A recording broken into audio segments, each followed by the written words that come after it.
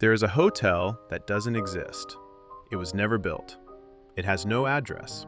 You can't book a room. And yet, if you've seen the movie, you remember exactly what it feels like to walk its corridors. This is the Overlook Hotel, and I built it. From the hotel lobby to Ullman's office, the Colorado Lounge, where Jack types away at nothing, the Gold Room, Room 237, the Red Restroom, the famous bathroom. I've recreated most of the memorable spaces from the film inside a single, navigable 3D model, and the link to download the standalone app is in the description.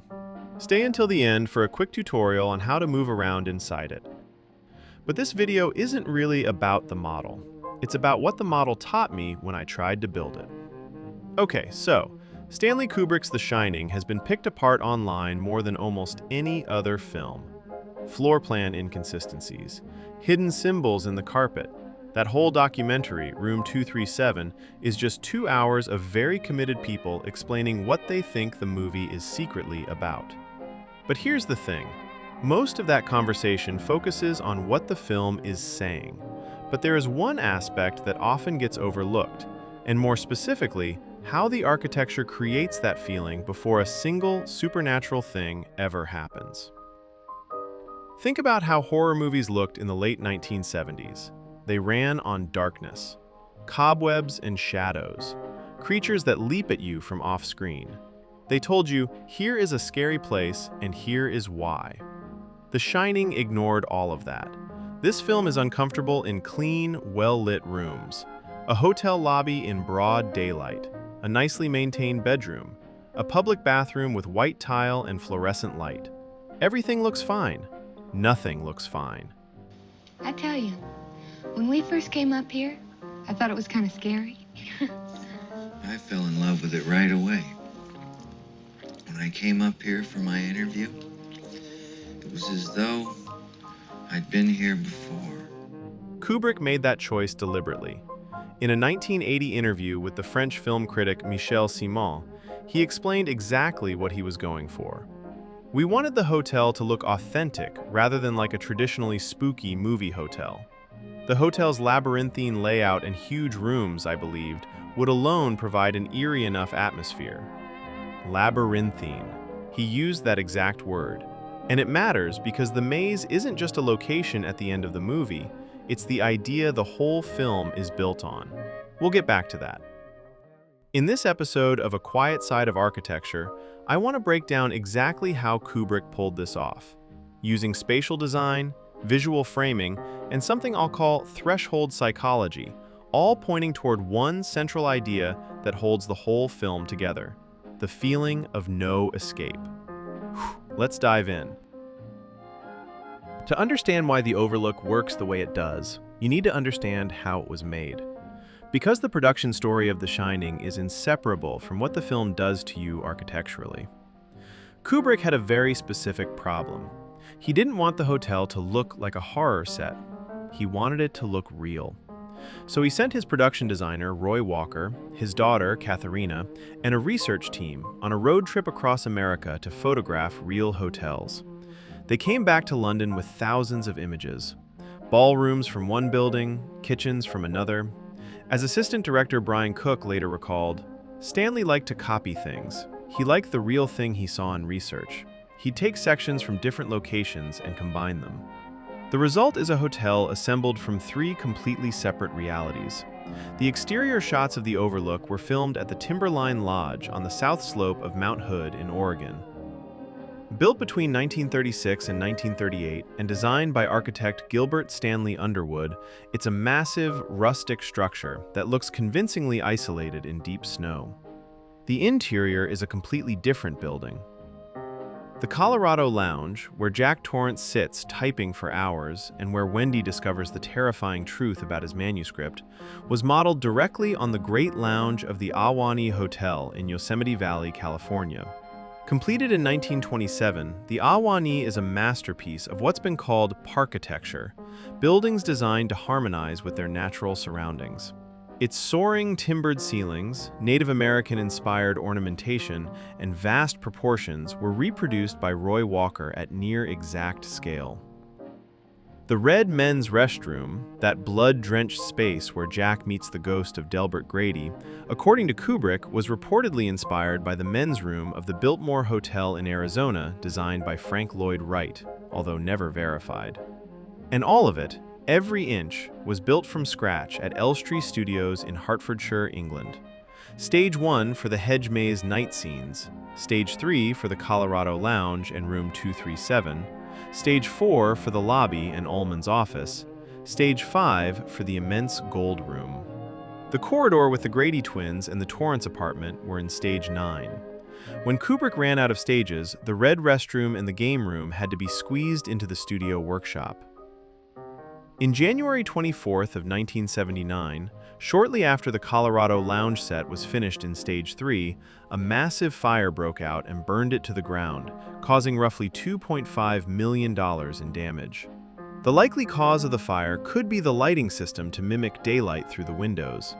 According to John Alcott, the cinematographer for many Kubrick's films, including 2001, A Space Odyssey, and The Shining, to achieve realistic winter daylight, the crew installed 860 lamps over 80 by 30-foot backing, each running a 1,000-watt, 110-volt medium-flawed PAR 64 lamp, generating so much heat that crew members couldn't safely walk behind the set while the lights were on.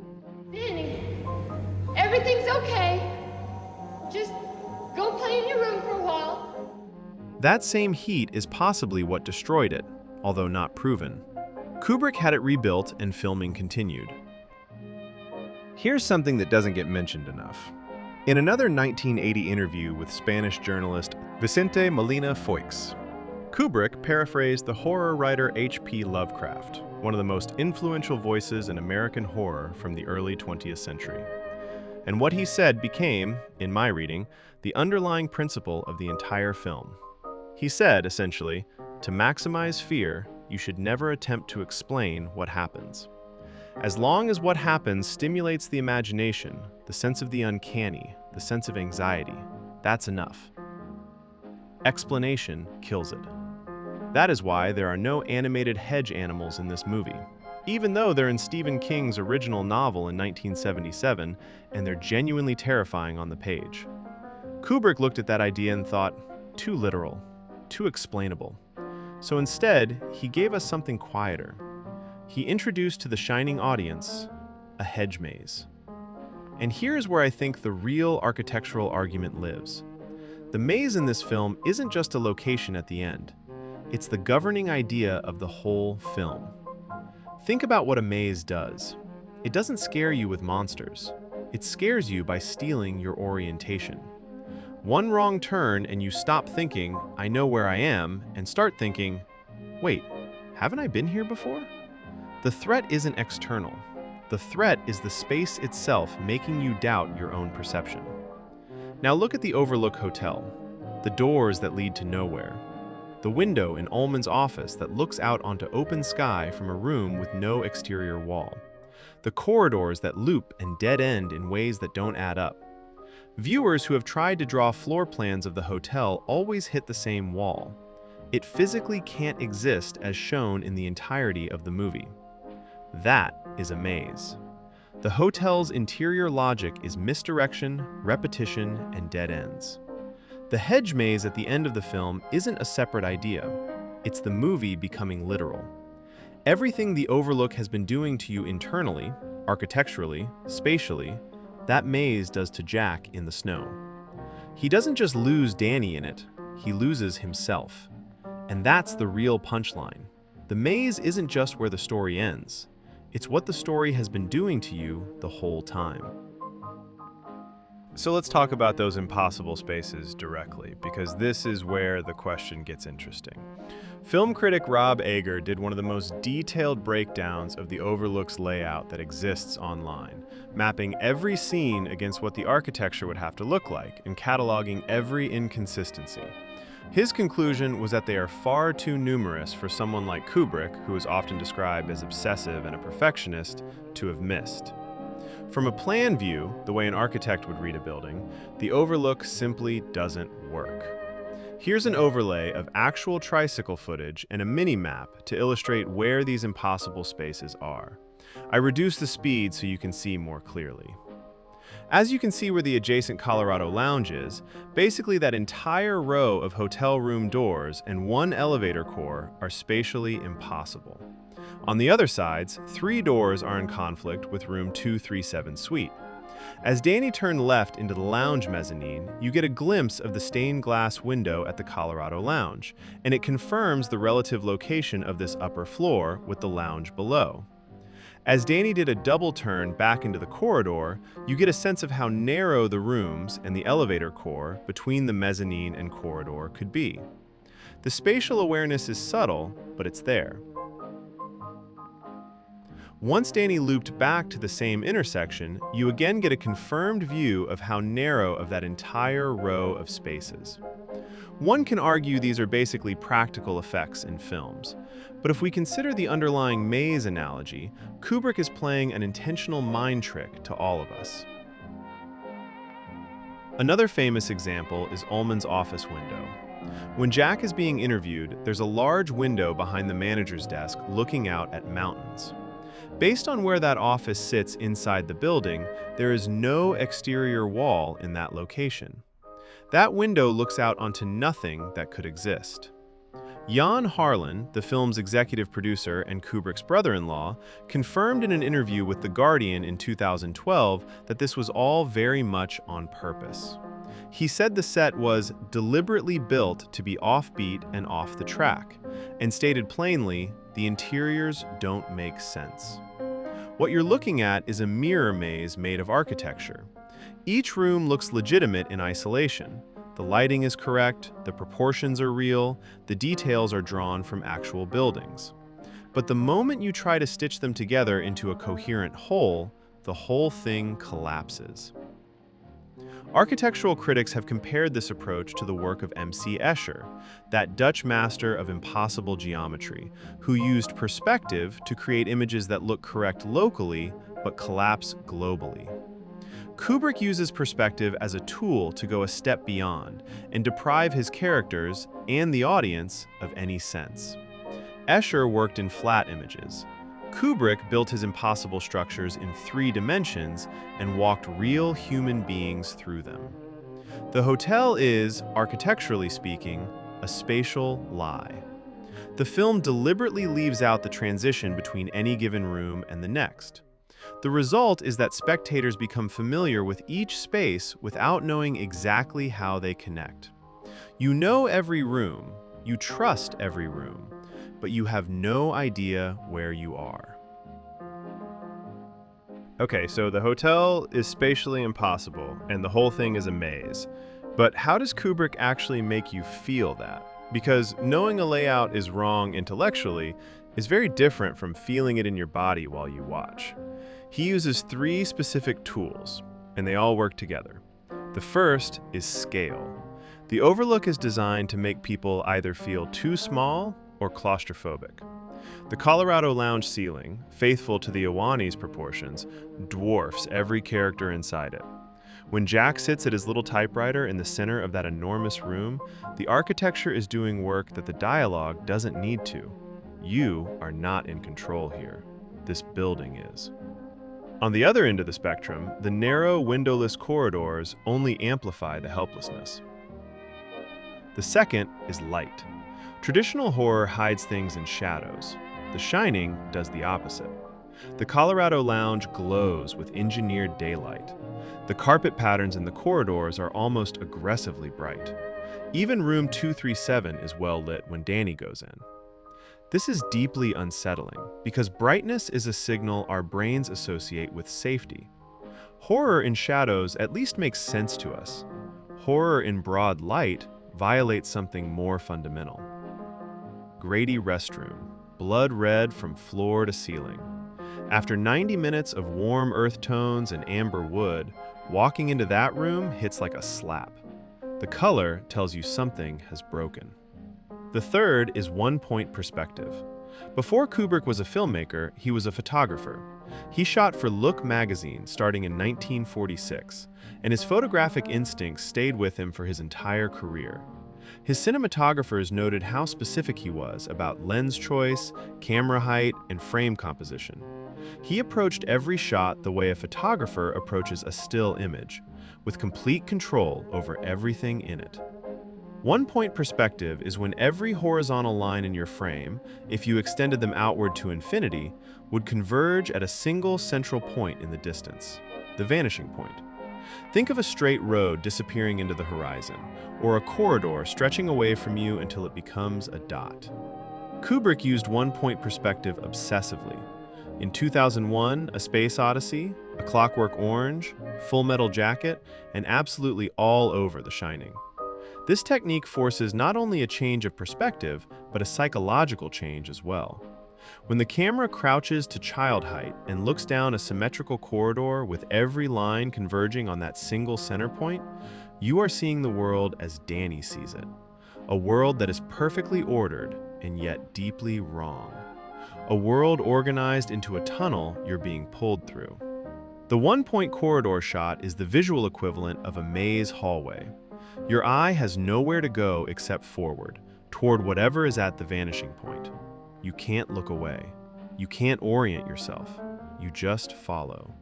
It subconsciously tells the audience that the characters are stuck in a maze they cannot escape, long before the actual maze shows up. Kubrick's symmetry weaponizes the very thing our brains associate with safety. We find symmetry beautiful, orderly, balanced. When that symmetry is cold and endless and offers no way out, it becomes its own kind of threat. All of these spatial strategies depend on one more piece of the puzzle: the camera itself. In 1975, a filmmaker and inventor named Garrett Brown built a device called the Steadicam. The idea was simple and revolutionary: a counterweighted stabilization rig worn by the camera operator that absorbs all the jitter and shake of walking while still allowing the camera to move freely through any space. Before Steadicam, smooth-moving shots required tracks, cranes, and a whole crew to lay them. The Steadicam let one person walk anywhere with a perfectly smooth image. When Kubrick saw Brown's original demo reel, he wrote to him that the invention will revolutionize how films are shot. Then he hired Brown to come to England. But there was a problem. For the iconic scenes of Danny on his tricycle, the camera needed to follow the boy at floor level, almost from a child's eye view. The standard Steadicam configuration had a minimum height limited to around the operator's waist. For the Overlook corridors, that wasn't low enough. So Brown and Kubrick invented what would become known as low mode. Brown flipped the rig upside down, placing the camera on the bottom and the counterbalance hardware on top, bringing the lens to between waist and knee height. Then, to follow Danny without creating new footprints in the snow during the hedge maze chase, Brown shot those sequences while wearing special boots with Danny-sized soles nailed to the bottom, stepping in exactly the footprints the boy left behind, moving through the maze in both directions without disturbing the set. Roll video. Don't look at your hands, Danny. Don't look at your hands when you come around. Keep it low. Come on.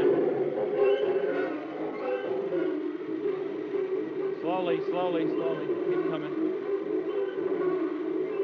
Look more scared, Danny. Now, go. Over your shoulder. Run now, run. Look back, Danny. The result of all this engineering is something critics have described as the hotel's point of view. The Steadicam in The Shining doesn't feel like a camera following characters. It feels like something watching them. It floats, it drifts, it follows without urgency and without hesitation. The corridors of the Overlook, viewed this way, become something close to bottomless. The carpet patterns pull you forward, the vanishing points beckon, and the camera moves with that supernatural smoothness, never stumbling, never hesitating, like it already knows exactly where it's going. So here's where everything lands. The maze that Kubrick plants in your head isn't the hedge maze. That's just the physical form it takes at the end. The real maze is the hotel. The impossible floor plan, the doors to nowhere, the bright corridors that all look the same, the windows that face the wrong direction, the rooms that can't coexist in a real structure, but coexist perfectly in film. Because film, like a maze, doesn't ask you to map it. It just pulls you forward. Le Corbusier, the Swiss-French modernist, famously said, "The plan is the generator." The floor plan of a building isn't just an organizational tool. It's a statement of what will happen inside it. Kubrick understood this completely. He didn't just design a film about being trapped. He designed a building about being trapped. And then he set a family loose inside it. Jack Torrance doesn't die fighting his way out. He dies inside the maze, confused, turned around, certain he's been here before, maybe always. The hotel wins not through violence, but through disorientation. The space outlasts the person inside it. And the photograph at the end, Jack at the July 4th ball in 1921, tells you that others went through the same loop before him. The Overlook doesn't just trap people, it recycles them. Same rooms, same corridors, same dead ends. A maze with no exit, and a very long line of people who didn't find one. The Shining is a horror film about a building that refuses to let you leave. Not because the doors are locked, because you can never be entirely sure where the doors are. I built this model because I had a feeling I couldn't fully explain until I'd put all these rooms together myself. What I found is this.